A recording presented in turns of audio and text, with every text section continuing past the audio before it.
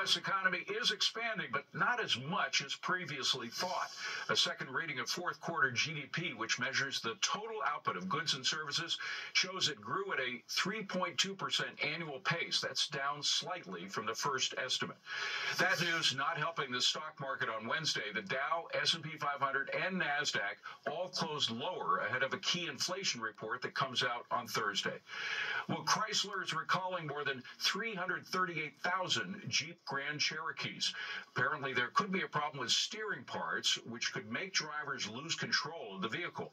The models affected are 2022 to 2023 Jeep Grand Cherokees and 2021 to 2023 Jeep Grand Cherokee Ls. And finally, new research from Lightbridge Academy says the average working parent stresses about childcare 6 days every month. Besides rising costs, they worry about things like the quality of care or education and a lack of child care options. In fact, more than 1 in 5 have quit their jobs because of this. That's business. I'm David Asman.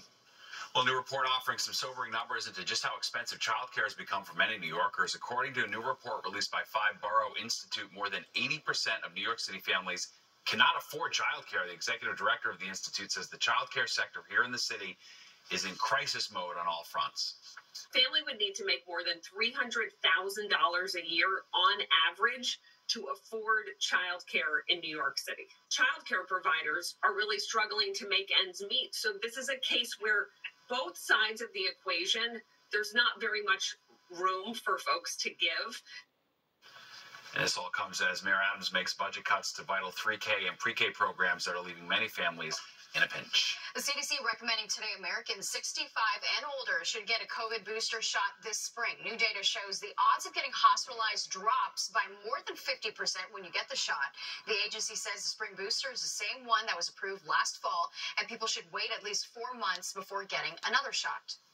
And older individuals are at higher risk of morbidity and mortality or more severe consequences of COVID.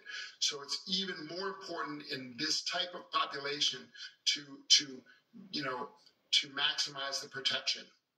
It's now up to the head of the CDC to determine if they want to sign off on that recommendation. And there's more of the technical